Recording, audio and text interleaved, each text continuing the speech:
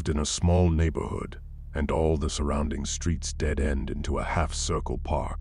Behind the park are some woods and a railroad track. When we were younger, we played in the front part of the woods, but never ventured too far back. This was our play area for years, and we never had any issues or scares. One day, my brother Jimmy, my best friend Sarah, and my brother's best friend Ian were building a dam in the middle of the small creek that ran through the park and the woods. The boys decided to head back to Ian's house for some snacks, and Sarah and I said we would stay and finish our camp area. As we moved rocks around, I got an odd feeling that we were being watched. I initially thought it was the boys trying to scare us and continued with what we were doing. Sarah and I loaded up some big rocks and headed back to the creek, put them down at the dam. But that strange feeling returned, and as I stood up, I saw something about 30 feet away. I couldn't make out what it was behind a bush, but I saw a pattern of red and blue. I knew it wasn't something the boys had on, so I focused on figuring out what it was.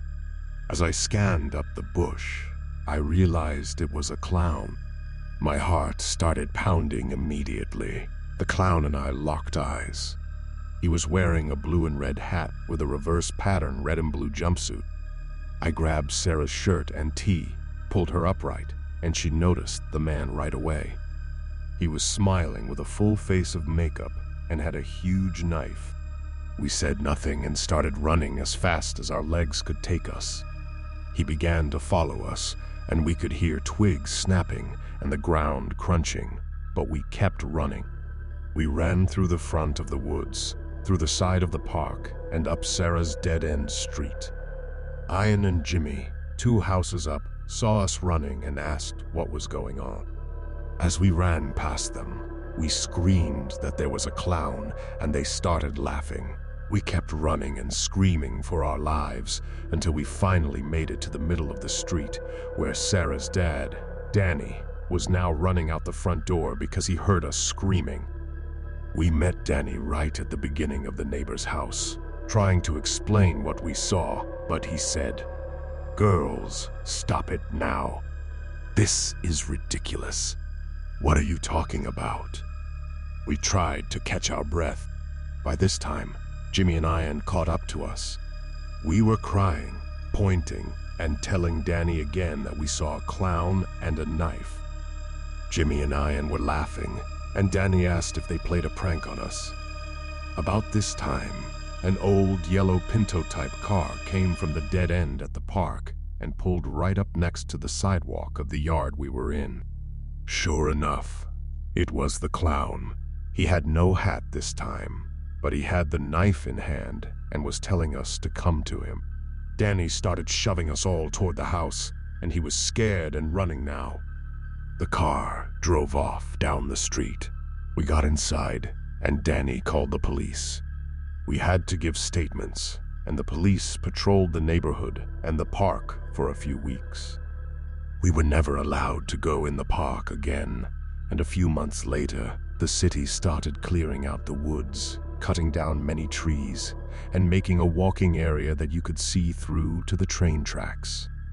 My friend and I used to talk about this many times until her death. No one would believe us if they had not seen it as well. It was just so scary. I think they only got to see him because whoever it was had to go down the dead-end street to leave the neighborhood. Either way, this man was not afraid of us or the small group of people that gathered from our screaming. He very bravely stopped right in front of us as her father tried to comfort us and calm us down, all while flashing his knife. I feel lucky to be alive.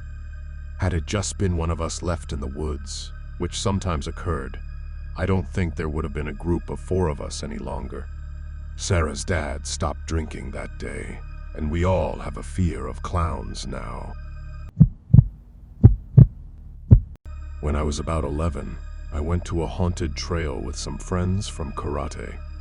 This place was your standard higher-end haunted trail with a heated ticket booth, concession stand, and a fire pit where the performers could take their breaks, as well as people who were cold standing in line. The guy introducing us to the trial told us up front that the actors in the trial wouldn't touch us and would be fired if they were caught doing so. So we entered the first part of the trail. It's the kind where there are themed structures in areas with a few winding paths through the woods leading between them. The paths were lit with red Christmas lights and had chains laying out the path. A few dozen yards after leaving the townhouse, a clown wearing a cheap polyester costume and a rubber mask, which couldn't have cost more than $20, walked out of the woods toward the trail. The fake blood stains on his costume looked like ketchup, not the dark red stuff that stained the other clown costumes. I had long platinum blonde hair at the time, so this dude stumbles up to me, yoinks my hair, and holds it up. He pulls out a very real kitchen knife, not painted to look rusty or anything, just a standard knife with a dark handle, and gets his mask close to me. I could smell whiskey and cigarettes through the mask. He tells me, in a thick southern accent, "You got some pretty ass hair. I think I'll take me some." He set the hand with the knife on my shoulder, and at this point, I stopped having a silent emotional breakdown and tore away from the guy. I stomped on his foot and ran away. This made him drop the knife, which made a light metallic noise when it hit the ground. I heard him yell while I was running and watched him slink back into the woods from a safe distance. I never heard anything more from him. When I was little, I just assumed he was a worker that didn't quite understand the rules.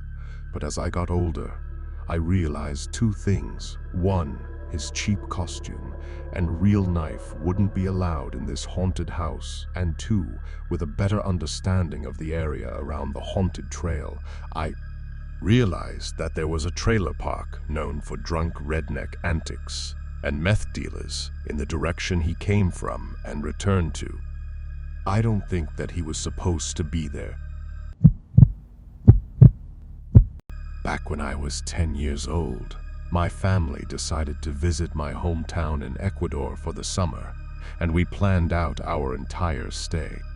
One day, my mom and dad were getting ready to attend a wedding, and I was at home with them. My big sister went over to a friend's house, and my other relatives had already left for the wedding. I was supposed to stay at home alone for the duration, but I saw that it was a beautiful day out and decided to ask my mom and dad to go to a park that was no more than 2 blocks away. They were reluctant at first, stating that there would be nobody to take care of me. But I argued that it was a beautiful day out, and there was no way that the park would be empty. They kept getting dressed as I continued to argue until they finally gave in. They said that I could go to the park as long as I was back before dark. I agreed and ran outside to head for the park. It took me no more than 10 minutes to get there, and I was ready to make new friends and play around. However, oddly enough, there was nobody else in the park. It looked abandoned, which was weird since it was one of only 2 parks in the whole city. It should have been packed, but I paid no mind to it. I ran over to a swing set or slide. It was 12 years ago.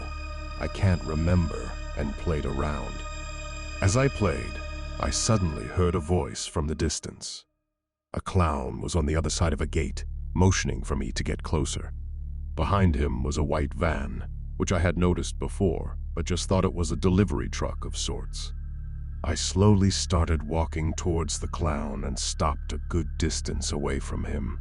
He asked me in Spanish, "Hey kid, do you like clowns?" I nodded no to him, and he gave me that clown frown and then said, "Well, then let me see if I can change that." He opened up his car, and by looking inside, I saw there were only 2 boxes, though I wasn't sure what they were filled with. There were no seats, no posters, just those 2 boxes and then complete emptiness. Being a child, I still paid no mind to it and watched as he pulled out a deflated balloon. He wrapped his lips around the end and blew until the balloon was fully inflated. He tied the end and started to form the balloon into a balloon animal of a dog. He showed it to me, and I smiled. He then motioned for me to come closer, to which I complied. He handed the balloon to me and said, "Do you like it?" I nodded yes this time and gave him a little smile. He then grinned in the creepiest way possible. The grin was so creepy that even as a kid, I knew to back away a bit. The clown then said that if I wanted to see the rest of his tricks, I would have to get into the truck. I told him that the exit was on the other side of the park and I wouldn't be able to climb the small gate. He then said the few words that haunt me to this day. "Get a little closer and I'll carry you over. Then we can have loads of fun in my truck. Come on, kid." While saying this, he still had that creepy grin plastered across his face. I merely backed away and told him, "No, it's okay, sir." His grin turned into anger, as though he was annoyed at this. He placed his hands on his hips and said to me, but we were going to have so much fun." Right when he said that, I heard a voice on the other side of the park yelling, "Son, I'm here to pick you up." I turned and saw a man that I recognized as a local neighbor. He was not my real father, obviously, but the little me knew to run over to him. I said nothing to the clown. I just ran to the man and hugged him. The man waved to the clown and said, "Thanks for keeping my kid entertained," to which the clown replied, "No problem." As we turned around, I was able to hear this man murmur, "Sick." I looked at him and asked, "Sir, what exactly is going on?"